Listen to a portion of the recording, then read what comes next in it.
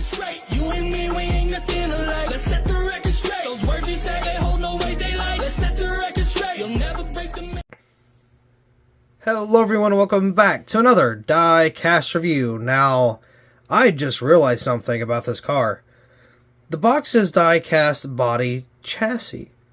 Chassis, same thing, whatever. Anyway, I don't recall ordering the metal chassis edition of this car. I don't know if they sent it by accident. I don't know if I goofed up and bought one by accident. Either way, we got it, I guess. So, yeah, don't know how that happened. I know there was one time, it could have happened again, but I got a Christopher Bell metal chassis diecast by accident. They didn't even, it said I paid for the standard one, which I did. I went to buy that one, and I guess I just sent a metal chassis one either on accident, or maybe that was out of, I don't know, that car, and then had a substitution or something. I'm not really too sure.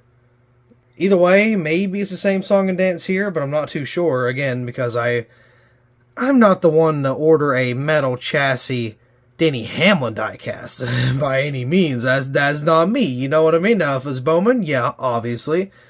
But Hamlin, no, not really, you know what I mean? Like, just not really the biggest of Hamlin people. But, you know, speaking of Hamlin, this guy's been getting into some trouble, has he not? Dude, like, everybody's getting in, like, some drama or something. Hamlin's still feuding with Chastain, Kyle Larson, and, oh my god, who was it? Oh, I forgot who it was. Ryan Preece, I believe. They had a feud now. The whole thing with Cody Ware just happened. Everybody's been getting into some stuff, huh? And then, of course, Byron and Bowman got the penalty, and then all of Hendrick got penalized, like, what, a couple weeks ago, or, you know, whenever that happened, and then there was, like, oh my god, there's been so much stuff that's been happening in the NASCAR world right now, it is insane. And then, this guy, get it, this clown, don't get me wrong, I don't like Hamlin, but I don't hate him either. It's just like, how are you going to admit that you dumped Chastain, or not dumped him, but took him with you into the wall on purpose, and then say that you didn't do it on purpose? What does that mean? And he tried to appeal the penalty. He lost, obviously, and that was that. Like, I don't know how you could be like, yeah, I just took him with me, might as well, right? I'm not letting him finish in front of me, and get penalized and be like, oh no, I'm just kidding. I didn't mean it. I didn't really. It was an accident. No, come on, man. You know better than that. We all know better than that. But anyway, yeah, it's kind of funny how all that happened. And I believe Chastain still finished in front of Hamlin during that race, if I'm not mistaken. I don't know. So much happening so fast. It's just, I don't know. It's crazy. But either way, on to the actual diecast. This is the Richmond one, I believe. Yes, this is the Richmond.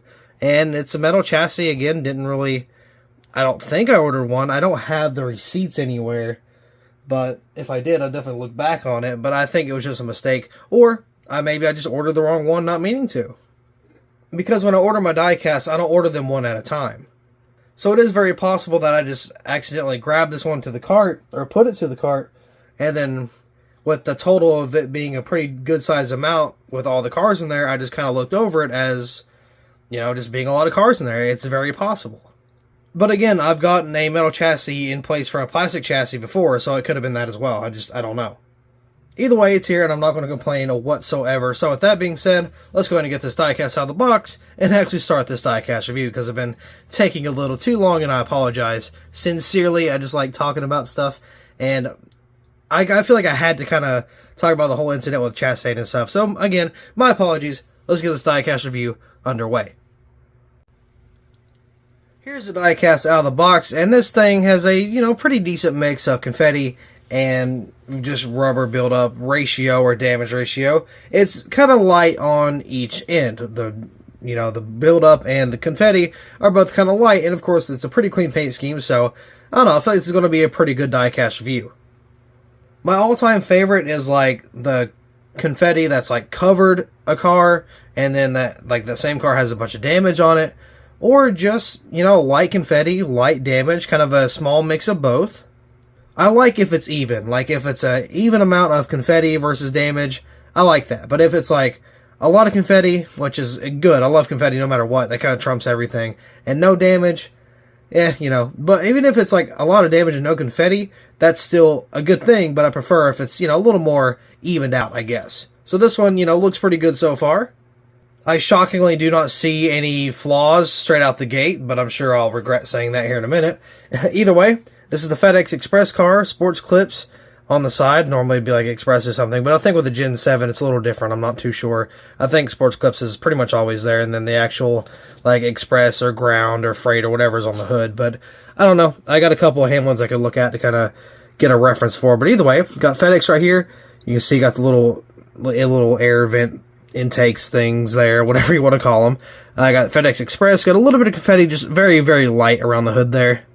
You got hood pins on the, like, hood flaps. That's kind of odd. Don't know how that works, but I don't know. I guess that's a feature.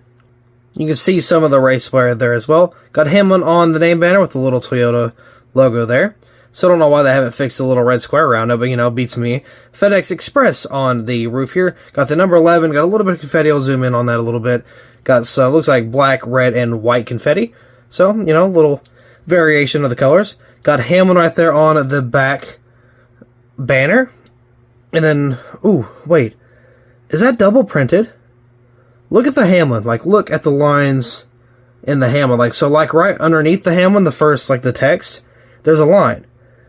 Then it looks like there's another line underneath that. And if you look closely, it seems as if I could focus, it seems as if there's kind of like maybe blacked out text underneath Hamlin.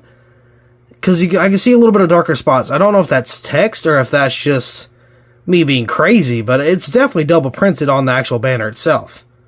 That's weird. I've never seen that before. That's quite interesting. But anyway, right here on the back, we got FedEx, of course. It's a little, does it look shifted to you? Is that like too far right? I think it's a little crooked, but I mean, it's not really a big deal, I guess. Got some confetti on the splitter, or I'm sorry, the spoiler back here. I like the front of it being covered. That always looks pretty good. Then the back, got a little bit over here. And they got the pop rivets, of course. HBCU, I'm assuming that's some university. I'm not really too sure. I got Toyota there. Got the little orange on the back here. Got the tail lights. Camry, got the 11 there once again. Got a little bit of race wear right here on the back end. Over on this side, around the wheel well, I don't know if that's burnout marks or if that's just kind of rubbing into somebody, but there is, you know, markings around the wheel well. There's some more confetti around the C post, up to the B post. We have, let's see, of course, got the team logo there, which is Joe Gibbs and Coca-Cola Gala? I'm not sure. Then Toyota down at the bottom, which has a little red square, by the way, which should be up here too, but, you know, whatever. FedEx, looks like got some little Cougar down there, TRD, Sherwin-Williams, Mac Tools, and Interstate Batteries. Why is my thing's not really wanting to work properly? Anyway, FedEx, nice and big down the side. Got the 11 there. Got Cup Series, Goodyear, a little bit of race wear. Looks like there could be a little puncture there. Got some more race wear on the front end. You can see got some, you know, rubber buildup and some grime. Got a very open grill there. You can see some more grime on the front end. Same continues to the other side. You can see it up on the fender. It gets around the wheel well. Looks like there's a little bit of buildup there. Got the 11 once again, of course, on this side, because they kind of have to have that. And then all down the side, you can see a bunch of specks and, you know, flakes and stuff. And then there's some more confetti, just a little bit. And then the sports clips haircuts. Got a little bit of race damage on this quarter panel. I want to say part of it's damage and part of it is from the Get Bioethanol fuel ring. Because, of course, you know, you put it in there and you take it out and gas is spewing everywhere. So I'm sure there's a little bit of gas down here that kind of stayed on the car, kind of collected some dirt, made some of those streaks. And it looks like there's a little bit of race wear around this rear wheel well right there. Of course, some more confetti down at the bottom and all that good stuff. So, either way, pretty decent little diecast. It does not compare to the Coke 600 win at all. If you have not seen the confetti on the Coke 600 car for Hamlin, look at this, blows it out of the water. So there's that little confetti there, and then boom, look how caked that thing is. We got to review this very, very soon. And of course, it's got the special banner, which is always neat to see. But yeah, so Definitely a better race win than this one, which, I mean, Richmond, you know, was okay. It's an okay race win. But the Coca-Cola one, ooh, that one's nice. Again, I'm not a Hamlin fan, but that 124 looks phenomenal, and there's no doubt in that. So that just about does it for this diecast. Very, very cool car. Again, nothing like crazy on it, but the paint scheme is nice. I do like the paint scheme. I don't know if it's a little bit of like an upgrade or a downgrade from last year.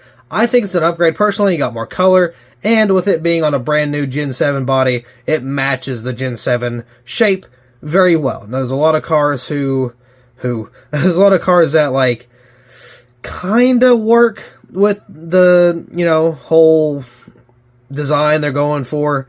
But this one, I think it suits it pretty well. Pretty simple, you know, got a white stripe down the center, got for the FedEx and all the sports clips and all that, and you got some of the purple and orange kind of here and there, up on top, down the bottom, with a good mix of the FedEx colors and all that. So I think they did pretty good on the paint scheme.